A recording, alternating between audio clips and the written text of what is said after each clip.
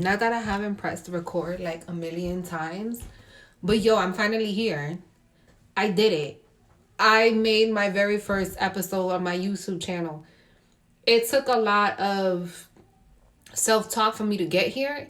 And most importantly, it took COVID-19 to present itself for me to have the courage to be like, you ain't got shit else better to do than hit record. And here I am with you guys to just go ahead and talk about what I want to talk about. But before I even get there, the channel of my show is called Doses of Rosé. Okay? And pretty much what I'm going to be delivering to my viewers is open form conversations on the content and bullshit that I talk about, any and everything under the sun. It's overall to shed love, light, awareness, laughter with you guys. With that being said though, okay? Though my intention is to always be respectful to my viewers, I absolutely have no problem with letting y'all know about yourselves if y'all get disrespectful. I just want to go ahead and put that out there. So let's begin. The first episode, y'all, is called COVID-19 Relationships. And the reason why I wanted to bring this up in topic for the first episode is, because this is what we are overall experiencing right now is COVID-19. It's happening all around the world, y'all. Like, really? This is crazy. This is like some shit you see only in the movies. And I feel resilient about it. It's kind of like one of those things where it just happens and you just have to deal with it. You don't have no choice but to deal with it, but you're going to get through with it. And this is how I feel overall about it. But moving on, as far as the relationship aspect of it is concerned, and why I decided to bring this up is because, I have always had, for a long time, I have been okay with my individuality, meaning I find other things to do with my spare time other than occupying my space with being smothered underneath my partner. To me, personally speaking, I've been down that road and that shit's just not healthy for me. It clouds my judgment. It blurs my perspectives. And overall, it just makes me see my partner's world and where I have a world of my own in my own mind. And that's not to say that we shouldn't be open-minded to hearing perspectives of our partners, but it becomes a problem, needless to say, when you're just only consumed to their thought process. It dims your light, okay? It just dims your light. Who are you? Oh, I'm the girlfriend to such and such. No, you are who you are by yourself. If y'all was to separate, you're going to be great by yourself. This is why individuality is so important, because you need to love yourself outside of just having your relationship. So that led me to wanting to go ahead and read an article about this. Is spending too much time with your partner, could it ruin it? And there was a article that was written by Lex Gabriel. And why I stumbled across this article was some points that she delivered and what made sense to me. So one of the things she mentioned was having your own individuality. Going out with your girls, doing your own thing, having your own hobbies, and doing things outside of just being in your relationship, right? For me, for example, I'll go to work, and in my spare time, I'll go to CrossFit, which, by the way, I need to get back into, because Lord Jesus, I need CrossFit. And then I like to go out with my girls, and going out with my girls means I get to have open form conversations that I probably would not want to have these conversations with if my partner was around, because I like hearing the perspectives of my girls and all the dirty little stuff that they want to talk about. You know what I mean? And so being confined into one space has led us to, clash a lot. And so that was one of the articles that she brought up, was making your own friends. Another thing was, just because I introduced my friend to you, or he introduces his friend to me, doesn't mean that we all need to be friends. Granted, circumstances will cause for that to be like, being at a house gathering. That's to be understood. You want to be engaged and you want to interact with them. But just because that's my friend, that doesn't mean everywhere I go, I'm going to bring my partner with me. And that was one of the other points she made up was, again, point one is have your own friends. Make your own friends. Keep your own friends. So going out with my man, or rather going out with my girls, and then bringing my man with me, my friends are going to all go home and they're going to have pillow talk with their man about it, or they're going to call their other girls and be like, yo, why every time we go somewhere she want to bring fulana de tal? Like, why she gotta bring this bitch? Like, why she gotta bring him? Like, I want to go ahead and talk about whatever I want to talk about under the sun, and he just want to go ahead and blah, blah, blah, blah, blah, blah. You know how Latinas go. Oh, I got so excited about that. Cause yo, for real, that's what it sounds like.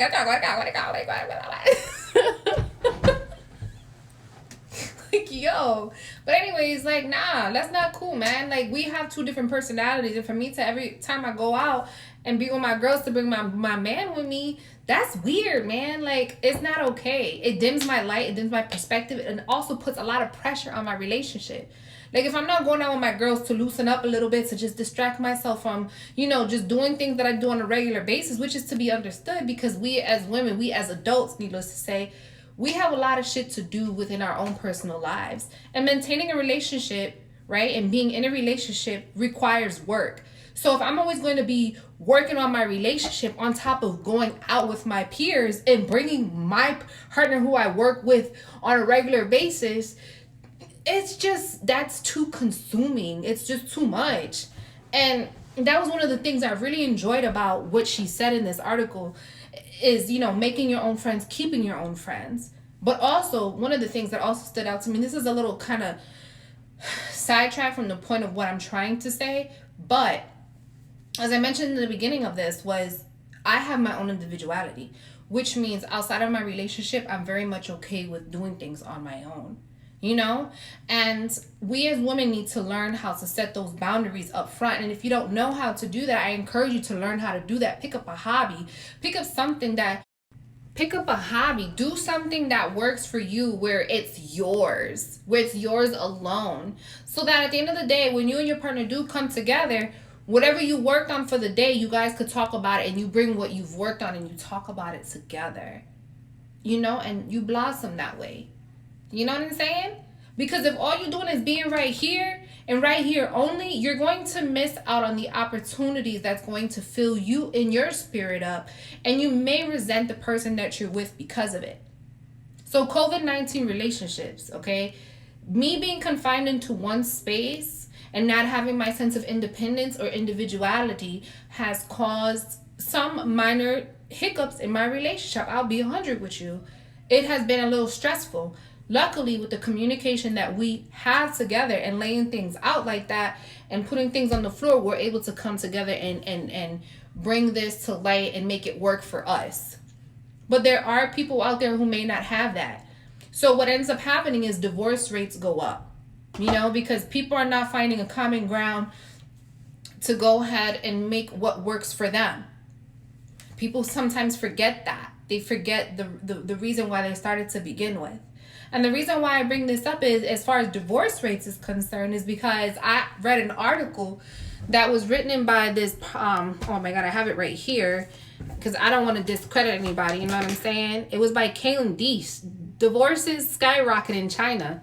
And you're probably like, what the hell does China got to do with us? Everything starts in China first. This coronavirus started in China first. So I figured, why not bring this sense of awareness to other people? Because I'm pretty sure there are others, such as myself, who feel the way that I feel and may be experiencing some hardships right now in their relationship because they're confined and they don't have an outlet. Me, I'm a happy-go-lucky type of person. I'm always ready to go on the go, and I have felt myself like on a standstill. I don't have the liberty to just get up and go and do what I want, when I want, how I want. And though I'm mindful and respectful of my partner, you know, I just want to make that clear.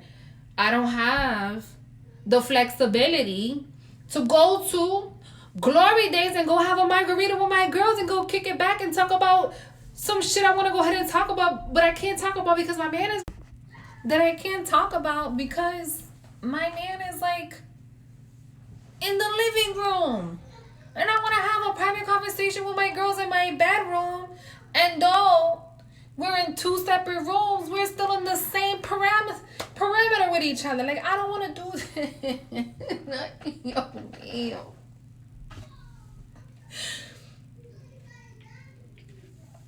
Which, by the way, déjame decirte, let me tell you, I've been craving margaritas for weeks from Glory Days. I just called them today because I didn't feel like cooking today. Come to find out, you go get a margarita to go. So this is what I have here. So there's a portion of myself that feels slightly amazing and with gratitude. You understand? So anyways, back to what I was saying.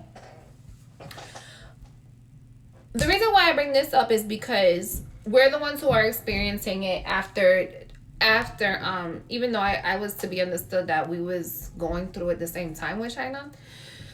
I wouldn't be surprised if the divorce rates in the US are happening the same way, but I haven't read that part because I didn't really see much of it. What stood out was this article to me, and of course I'm more than happy to do research on the United States because that's where we live. But I just wanted to go ahead and share what I have read, that the rates in China have increased tremendously to divorce rate for divorce rates. There's 2 cities in China, and don't quote me, I don't know the names, but there are 2 of them. And it was said that there was, in the month of March alone, there was 206 divorce registrations. That people who out here working in their offices couldn't even get up to go get some goddamn water because they just had too much work to do, and their managers were like, keep your ass right here. You gonna do your job. You gonna be with a dry cotton mouth. You gonna be parched, but you gotta do what you gotta do because people want to get a divorce rate and you can't get up, and that's your problem. That's pretty much what they said. Don't quote me. But, when they asked, like, yo, why? Why is this going on? And you know what they had a nerve to say? All right, I'm gonna tell you. They said, trivial matters in life led to the escalation of conflicts, and poor communication has caused everyone to be disappointed in marriage and make the decision to divorce.